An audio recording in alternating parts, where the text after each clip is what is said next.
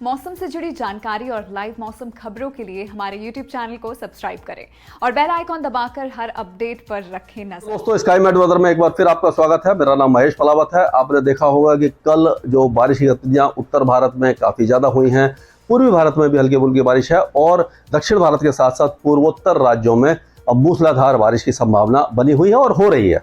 तो अब ये जो मौसम में अचानक बदलाव आया है, तो ये क्या होता है कि जो जैसे हम देखते हैं कि लगातार जो हवाएं थी, गर्म और शुष्क हवाएं चल रही थी, कोई वेदर सिस्टम नहीं बना हुआ था, गर्मी काफ़ी ज़्यादा थी, आसमान साफ था, कोई साइक्लोनिक सर्कुलेशन नहीं था, ट्रफ नहीं थी और वेस्टर्न डिस्टर्बेंस नहीं था। जब कोई भी वेदर सिस्टम नहीं होता तो ये जो अभी जो वेदर सिस्टम बने इनको आप अगर इग्नोर करें, तो अगर कोई भी वेदर सिस्टम नहीं होता तो क्या होता है कि जो हवाएं हैं उनका जो डायरेक्शन है वो एक तरह से नॉर्थ वेस्टर्ली होता है और नॉर्थ वेस्टर्ली विंड जो होती है वो सिंध, बलूचिस्तान और सेंट्रल पाकिस्तान थार डेजर्ट से आ रही होती हैं।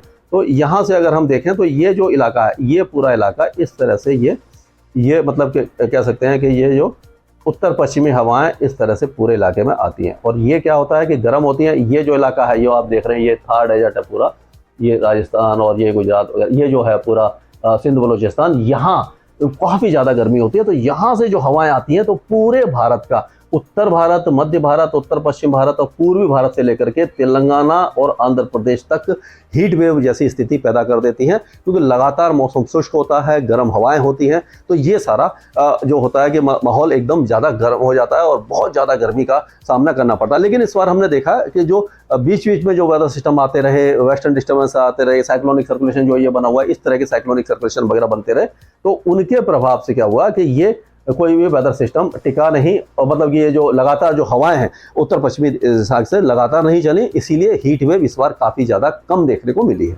अब ये नया वेदर सिस्टम फिर से बन गया है और आप देखिए ये वेदर सिस्टम क्या है कि यानी वेस्टर्न डिस्टर्बेंस आ गया। हालांकि मई के महीने में जो पश्चिमी विक्षोभ हैं इनकी इंटेंसिटी और फ्रीक्वेंसी कम हो जाती है और ये अपर लैटिट्यूड में जाने लग जाते हैं। कई दोस्त बोलते हैं कि पूरे साल आते हैं, हाँ पूरे साल ही आते हैं, लेकिन जो लोअर लैटिट्यूड में ये नहीं आते। वेस्टर्न डिस्टर्बेंस क्या है कि मेडिटेरियन से जो बादल उठते हैं और वो सीधे इस तरफ से आते हैं, पश्चिम से पूर्व की तरफ आते हैं, इसीलिए। और जैसे जैसे गर्मी होती है तो वो ऊपर की तरफ चले जाते हैं, इसीलिए यहाँ पर इम्पैक्ट इसका कम होता है। अक्टूबर से फरवरी और मार्च तक ज़्यादा होता है, अप्रैल तक भी कभी कभी हो जाता है, लेकिन इस बार हम देख रहे हैं कि मई के एंड तक भी वेस्टर्न डिस्टर्बेंस काफ़ी ज़्यादा स्ट्रॉन्ग आ रहे हैं। और ये जो वेस्टर्न डिस्टर्बेंस है ये अगले 2-3 दिनों तक पहाड़ों पर तेज बारिश देगा, लैंडस्लाइड और मडस्लाइड हो सकती है। इसीलिए मैंने पिछले वीडियो में भी कहा था कि 26 तारीख तक कम से कम जो जम्मू कश्मीर, हिमाचल और उत्तराखंड, इन इलाकों का अगर दौरा करना चाहते हैं तो थोड़ा स्थगित कर दें। लैंडस्लाइड, मडस्लाइड में आप फंस सकते हैं और ट्रैफिक जाम में फंस सकते हैं, थोड़ा खतरा है। उसके बाद आप जा सकते हैं। तो उसके बाद क्या होगा कि बारिश बहुत कम हो जाएगी, मौसम सुहावना हो जाएगा, आप जा सकते हैं।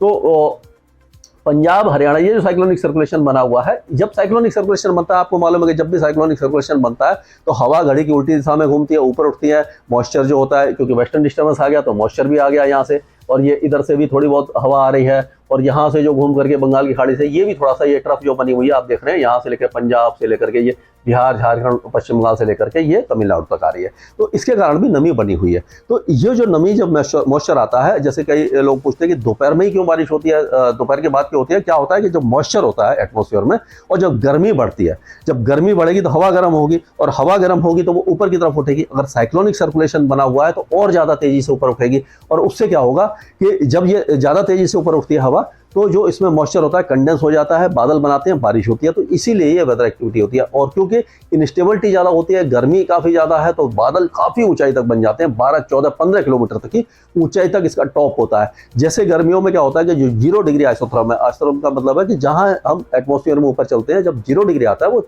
4, 4.5 किलोमीटर पर आता है। लेकिन अगर 10-12 किलोमीटर तक जो बादल बना हुआ है तो वहाँ सुपर कोल्ड वाटर ड्रॉपलेट्स होती हैं, वो आपस में टकरा करके आइस क्रिस्टल बनाती हैं। वो आपस में जब मिलते हैं तो ओले बन जाते हैं, गुरुत्वाकर्षण से नीचे गिरते हैं और ये ओलावृष्टि, और जब क्लाउड डिसपेट होता है तो बहुत तेज हवा देता है, इसीलिए आंधी आती है। तो ये प्री मानसून में होता है। जब मानसून आएगा तो मॉइस्चर पूरा ज़्यादा हो जाएगा और जब मॉइस्चर ज़्यादा होगा तो और टेम्परेचर सबसाइड हो जाएगा, इतने बड़े बादल नहीं बनेंगे। इसका कारण ये होगा, उसलिए जो है कि वो धूल भरी आंधी बंद हो जाती है। तो अभी पंजाब, हरियाणा, उत्तरी राजस्थान, दिल्ली और उत्तर प्रदेश, इन इलाकों में, उत्तरी मध्य प्रदेश में धूल भरी आंधी के साथ तेज हवाएं चल सकती हैं, बारिश हो सकती है, ओले भी गिर सकते हैं।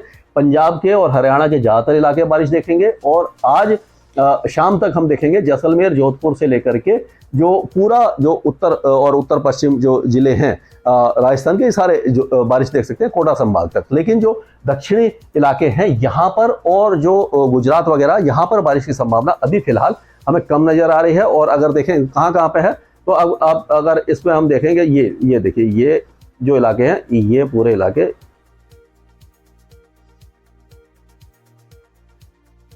यहां से यानी कि दक्षिणी राजस्थान, गुजरात, मध्य प्रदेश के दक्षिणी और मध्य इलाके, छत्तीसगढ़ के कुछ इलाके, पूरा महाराष्ट्र, उत्तरी तेलंगाना और उत्तरी जो कर्नाटक है इस इलाके में बारिश नहीं होने वाली है। बाकी सारे इलाके बारिश देखेंगे।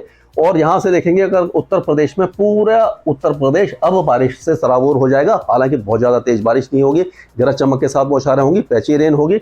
उसी तरह से बिहार, झारखंड, पश्चिम बंगाल ये सारे इलाके और पूर्वोत्तर राज्यों में बारिश काफी अच्छी होगी। उड़ीसा के में छुटपुट बारिश होगी यानी पैची रेन होगी। छत्तीसगढ़ के कुछ इलाकों में बारिश होगी, उत्तरी छत्तीसगढ़ और दक्षिणी छत्तीसगढ़ में होगी, मध्य भागों में बारिश कम होगी।